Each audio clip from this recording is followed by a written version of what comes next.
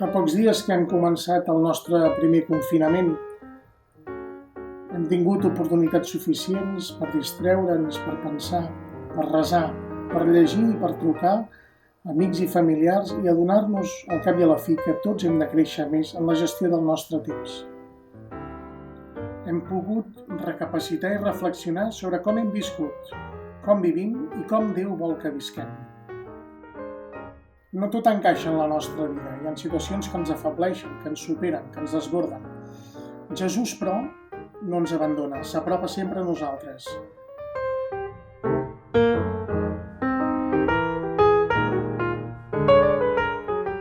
De totes les situacions de la vida podem sempre treure'n una lliçó positiva.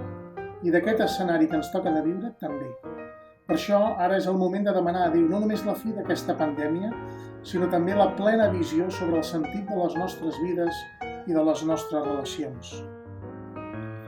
Em demano i us demano una petita pregària, com si fos una llum petita però intensa, que ens permeti de recuperar l'esperança i les ganes de viure estimant.